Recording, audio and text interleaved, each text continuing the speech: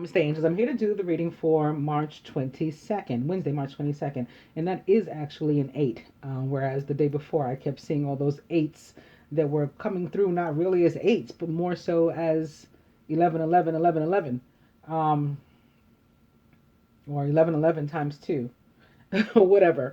Um, yeah, so now I'm seeing 8.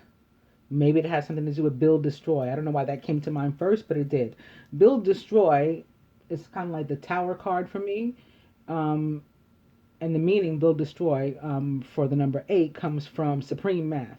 So um, that mathematical system created by Clarence the 13th of the nation of gods and earths, which was or is an Islamic sect. Right? It's a Muslim sect. He created that mathematical system. That's from where I'm getting the feeling about the day. Build, destroy. And again, for me, it's very much like the tower. So maybe that'll come through. Tower was actually the heart of the matter in the reading the day prior, when again I was seeing all those 8s or 11, 11, 11, 11s. That in mind, I'm going to just go into the day's events. I'm not sure where, if anywhere, any of that will lead us, but I had to mention it. So anyway, in the year 1622, the first American Indian, who was named Powhatan, or Powhatan, Powhattan, there's a massacre of Europeans in Jamestown, Virginia. 347 are killed. So that American Indian is the first to massacre Europeans, I think is what they were trying to say. And it was just worded poorly once again. In the year 1765, so there's an 8 and an 11. Maybe something has to do with justice and strength, and or Lady Portia and Saint Germain today. 1765, the Stamp Act is passed, and it's also the first direct British tax on colonists. 1784, the Emerald Buddha is moved with great ceremony to its current place in Wat Phra in Thailand. So I don't know where it had been before, they're not mentioning that, but it was moved. 1832, British Parliament, led by Charles Grey, passes the Reform Act, introducing wide-ranging changes to the electoral system of England and Wales, increasing the electorate from about 500,000 to 813,000 voters. 1954, the first shopping mall is opened in Southfield, Michigan. 1965, the U.S. confirms its troops used chemical warfare against the Viet Cong. Did you know the St. Petersburg-Tampa airboat line becomes the world's first scheduled airline? This happened on March 22nd in the year 1914. Famous birthdays: Robert A. Millikan, Emilio Aguinaldo, William Shatner, James Patterson, some biggies here, Andrew Lloyd Webber, and Reese Witherspoon. Famous weddings: 1916, British author The Lord of the Rings, J.R.R. Tolkien, marries Edith Mary Bratt at St. Mary's Immaculate Roman Catholic Church in Warwick. 1984, or 85, or 13, or 1111, here we go again. Andrew Lloyd Webber, who was 36, weds singer-dancer Sarah Brightman, who was 23, in Hampshire, England. 1992, record producer Lou Alder weds Paige Hannah, Daryl's sister. So Daryl Hannah. Why is that name familiar? Daryl Hannah. I don't know. Is that an actress? Is that the actress from that mermaid movie? I forget the name of it, but she was a mermaid and with Tom Hanks. I think so. Anyway, 2009, the Wonder Years actress Danica McKellar, who was 36, weds composer Mike Verda, who was also 36, at St. James by the Sea Episcopal Church in La Jolla, California. La Jolla. 1948, musician Nat King Cole, who was 29 or 11, divorces dancer Nadine Robinson after 11 years of marriage. There's your 1111 again. Famous deaths: Jonathan Edwards, William Hanna, And I think this Hannah, Hanna, as opposed to the other, which was Hannah, might be of Hanna-Barbera, who used to make cartoons, or maybe still does. I don't know. The production company. This guy's dead, obviously. They've also added something to the month of March at the bottom. Murder most foul in Old England. Few murders were so horrific as the one that came to light on this day in history, and few punishments so grisly as that which befell Catherine Hayes, Hayes, for anyone who wants to look it up, happened on March 26th in the year 1726. Going back up to the birthdays, and William Hanna was American, and yes, he was an animator, best known for producing Tom and Jerry, The Flintstones, and the Huckleberry Hound show. He was born on July 14th, so like 777, in the year 1910, which is 11, and was a cancer from Melrose, New Mexico, USA. He died on March 22nd in 2001 at the age of 90 of throat cancer. Jonathan Edwards. American, a Christian preacher and philosopher, widely acknowledged to be America's most important and original philosophical theologian. He was born on October 5th in 1703 and was a Libra from East Windsor, Connecticut colony, USA. He died on March 28th in the year 1758 at the age of 54.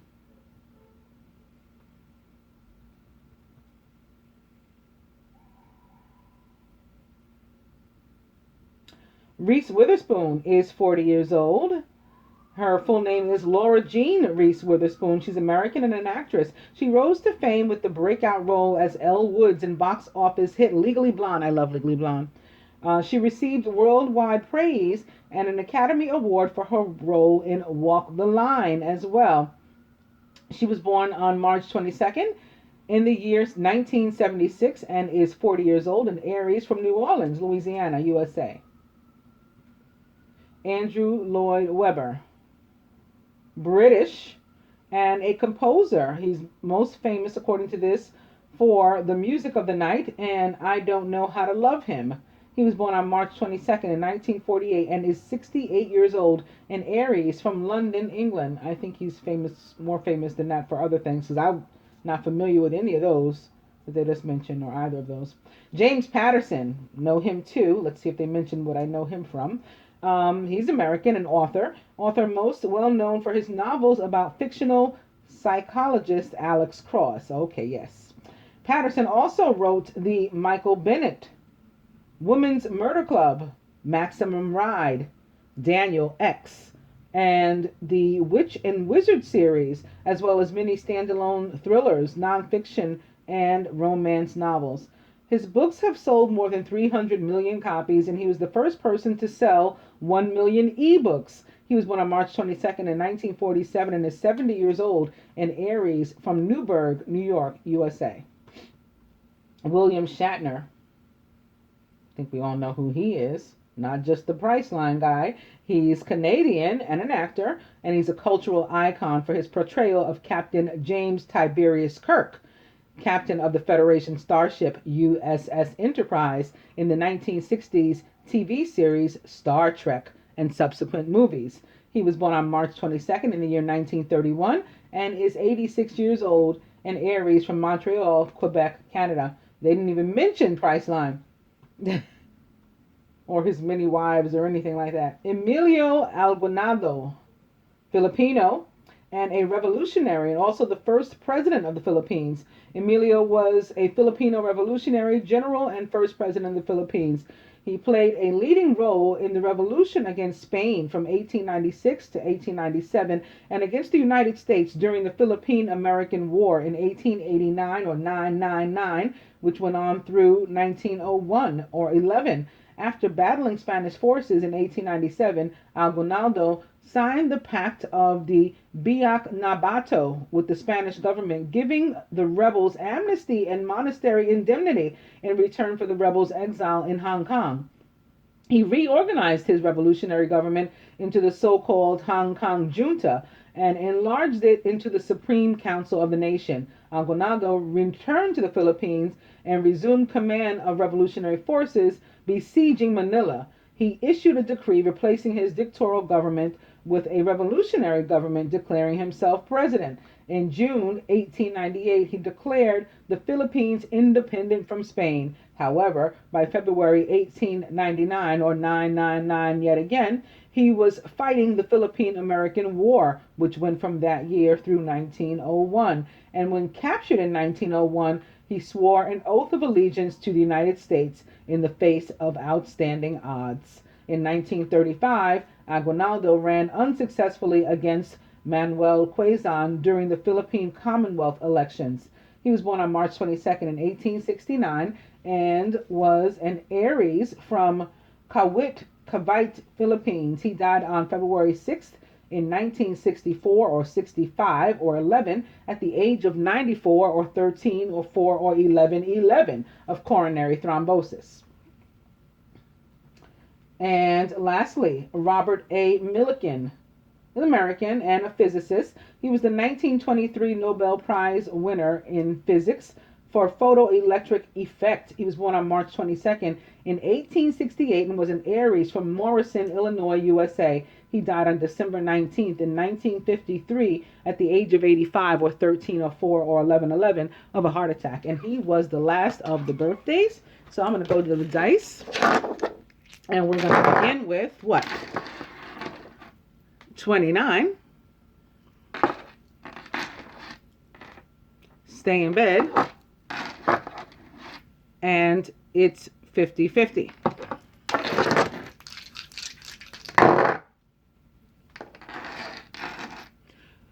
Spirit says sex.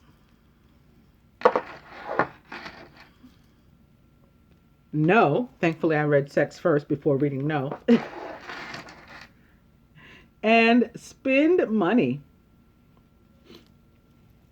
Okay. Going to the cards, begin with the Page of Fire, who's a Sagittarius, Aries, or Leo. Outgoing, creative, confident, and mischievous is the Page of Fire. He brings us news of a new opportunity and an exciting new endeavor. Use your originality and ingenuity. Opening to the Knight of Air, who's intelligent, decisive, idealistic, and tireless. Events that occur with great speed. Take time to carefully review your options so you can come up with creative solutions.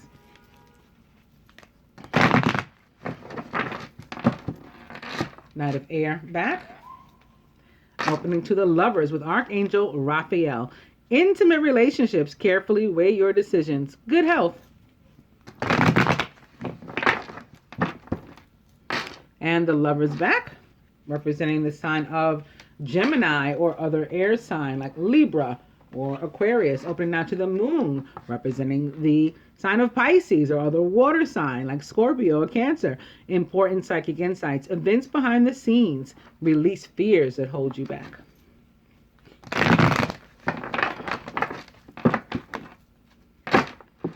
The Lovers back, I'll go one more. And it's the Knight of Fire, who's passionate, adventurous, self-assured, and restless. And like the Page, is also an Aries, Leo, or Sagittarius. A sudden event that needs immediate attention. Time is of the essence. Think things through carefully.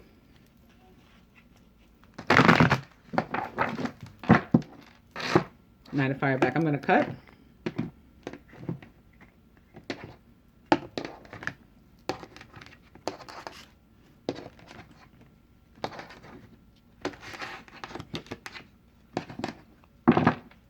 Oh no. Well, the world is sticking up, and even though it was upside down, I knew what it was. So, a job well done, joy, contentment, and gratitude in the path toward enlightenment. Somebody just coming out of a very long, trying process or situation. And maybe that's why they're feeling sort of melancholy and or, oh, woe is me, because the Five of Water is here again. Things not turning out the way you'd hoped, not seeing the positive in the situation, and crying over spilled milk.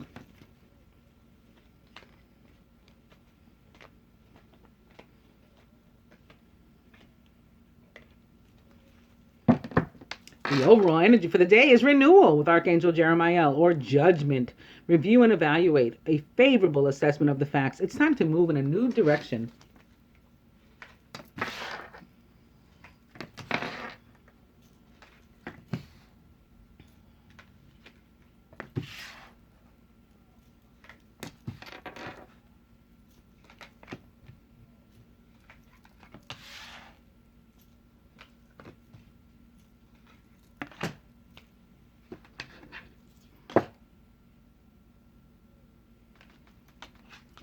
Masculine is awakening, or the hanged man with Archangel Gabriel. Look at things from a different perspective. A temporary standstill. It's important to be yourself. Surrounded by the Chariot, an important achievement, self-discipline and willpower, maybe even public recognition. And the King of Earth, generous, professional, responsible, and practical, is the King of Earth. A successful time. Confidently accept opportunities you're offered. You have the Midas touch. This so far looking very reminiscent of the weekly reading, at least as far as what the cards are, not necessarily their placement. The Feminine. The Nine of Water. Your wish comes true. Concerns fade away. A love of life. I think this is in the same placement as that reading. But the Five of Airs here, an unwise choice. Learn what you can from this situation. Review everyone's motives. And the Eight of Water, a desire to move on. The search for something more meaningful, spiritual and emotional growth in our subconscious.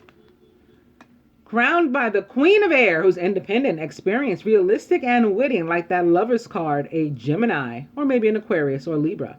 Objective decision-making, clearing away all that no longer serves you and seeing the humor in a situation.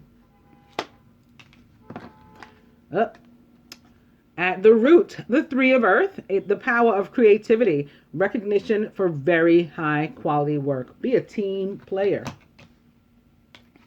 And at the heart of the matter, the Ace of Air, brilliant new ideas and inspirations, seeing the truth of a situation and perhaps a challenging beginning.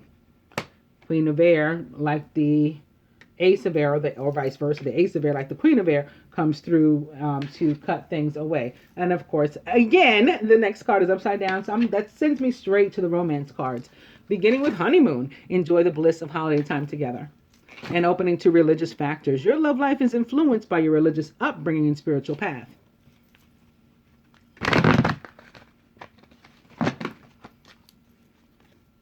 Honeymoon back. Put into playfulness to recapture romance. Allow your inner youthful spirit of fun to shine.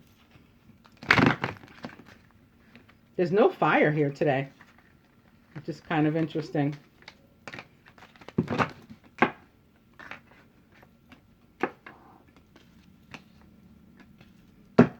Playfulness is back.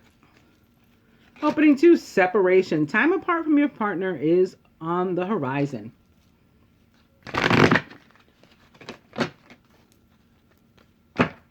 Playfulness back. And I'll go one more. It's chemistry. There's a strong magnetic attraction here.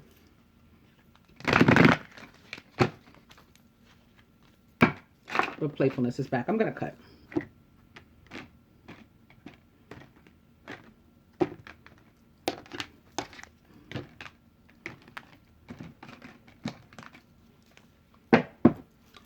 True love. This is the romance of a lifetime.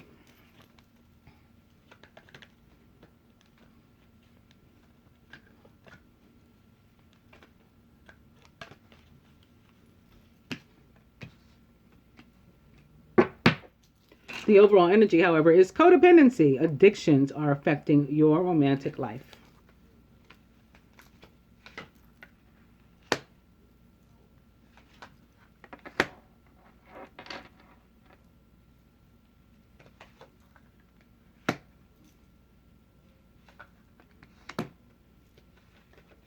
Not all these were right side up, but I was in the mood to pull them anyway.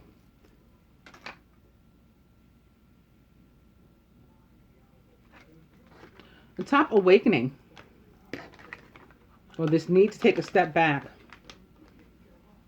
and this being in limbo. Purpose of all of it is forgiving and learning. As you release and heal the past, you experience more love in your present moments. Maybe something having to do with whatever this Five of Air was, because I often say the Five of Air, for me, a Five of Swords, is not only conflict, but conflict in which we tend to have had a hand. Maybe the feminine had a hand in some sort of something that brought, conflict or hurt or other drama to the masculine. And he needs to take a step back and look at the bigger picture before he, goes off, blows his top, maybe loses his patience or whatever with her, and exercise some forgiving and learning, beginning with himself as always, of course. As you release and heal the past, you experience more love in your present moments. So this week, there's been like an overlying theme, very much so, of remaining in the present moment, and taking us back to soul song and back to life. However do you want me? That back to the here and now, right? Toward what the chariot is moving is true love. This is the romance of a lifetime. So the chariot is all about important achievements, self-discipline, and willpower and public recognition. So even if you do have a codependency and addiction upon something else, upon a third something, you're still moving toward this. You're still pulling away from that. As I said in the weekly reading, the weekly love reading, your chariot awaits, my king, bringing you to this true love. Feminine here atop our 5 of air.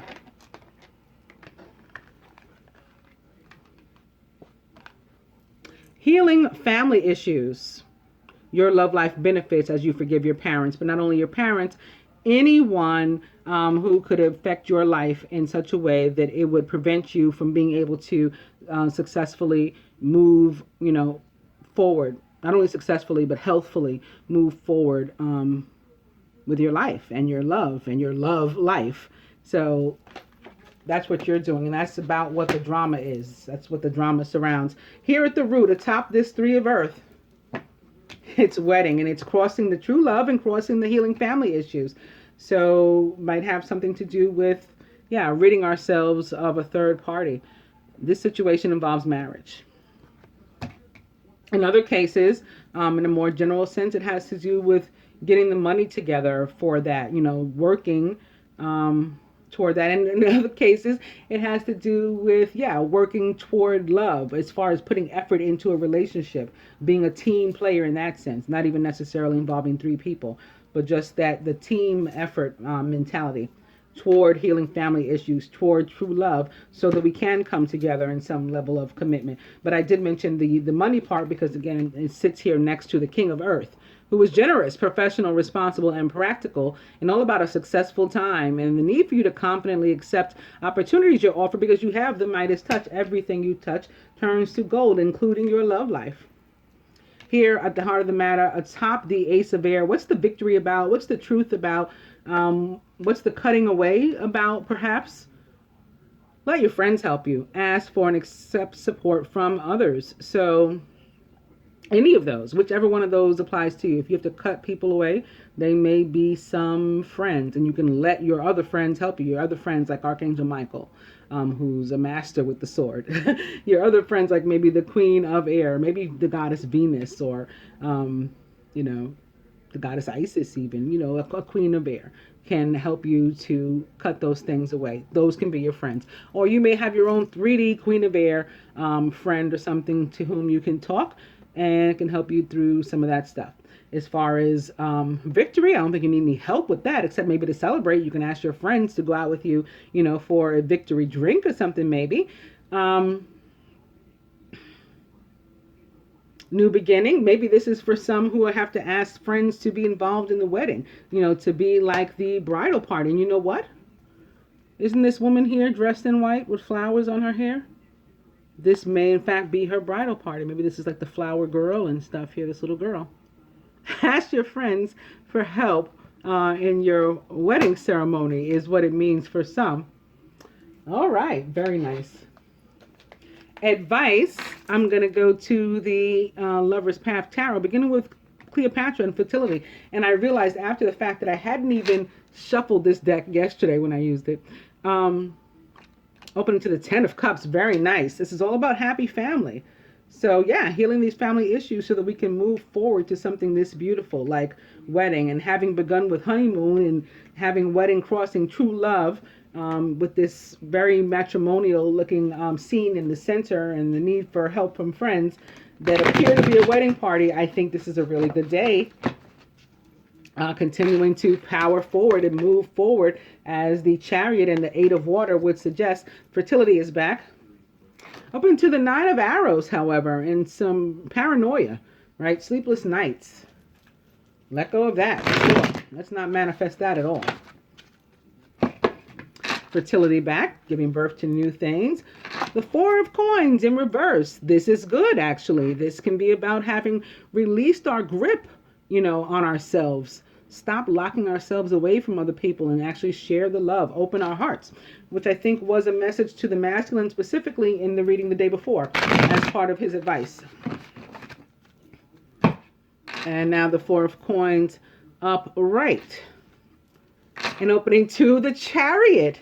To go with this Chariot that we already have here. And again, with the one from the weekly love reading. This is the one, in fact, from the weekly love reading. This is Desire with Tristan and Isolde, the card which I read during that reading.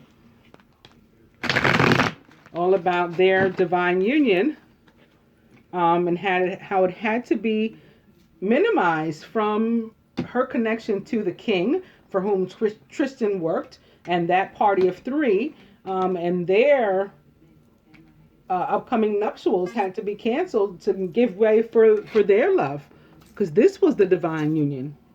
Okay, she wasn't divinely intended for the king. She was divinely intended for Tristan.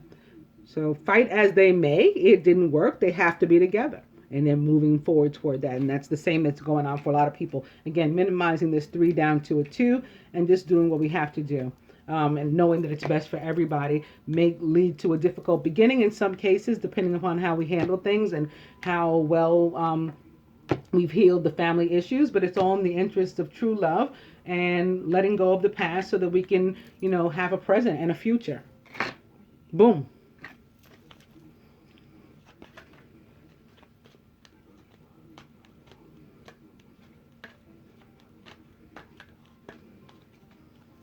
And the overall energy is power in reverse. However, something jumped out.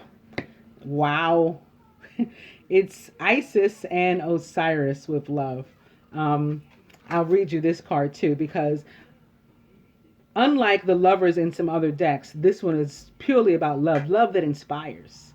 Sort of like what I said about the Prince of Cups in the reading the day before.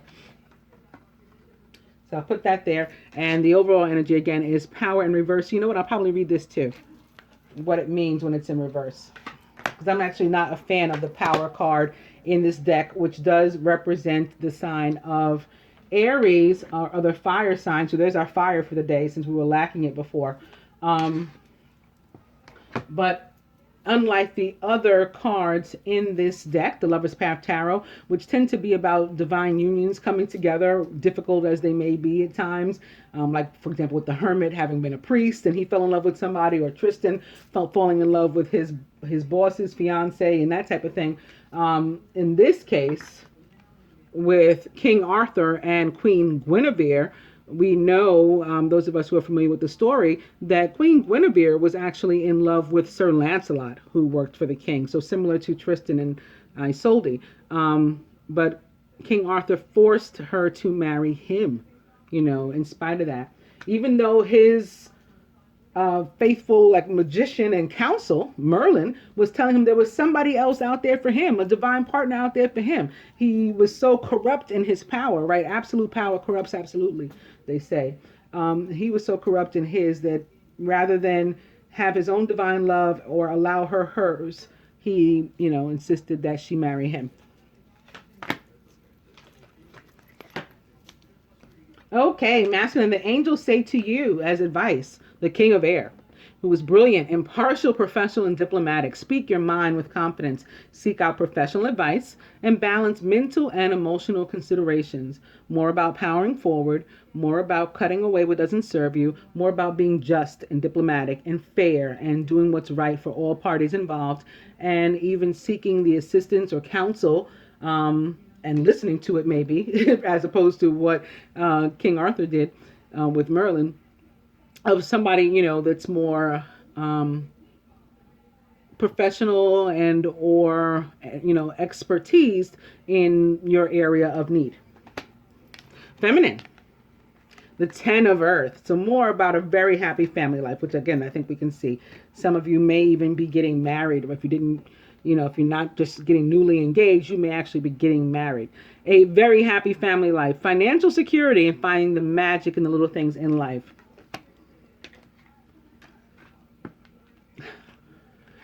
Masculine, your advice is engagement. Your love life is ascending to a higher level of commitment. So even if you're not actually getting married, that doesn't change the dynamic and, the basis for all of this, the true love, the need to move forward and be in the present moment and to come to some sort of, commitment, even if it's like unspoken.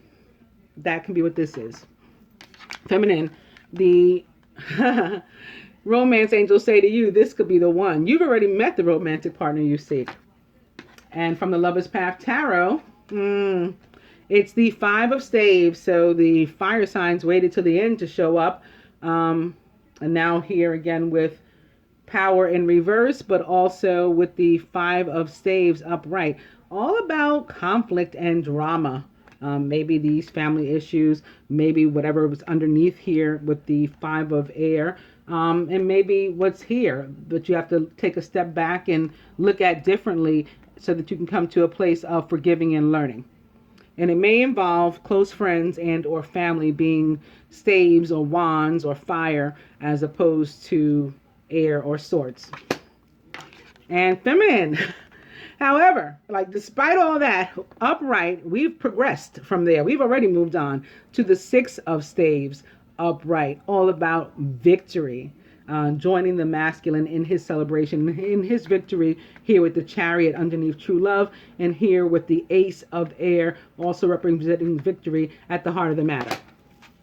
With that, I will read you these major arcana cards, beginning with power in reverse.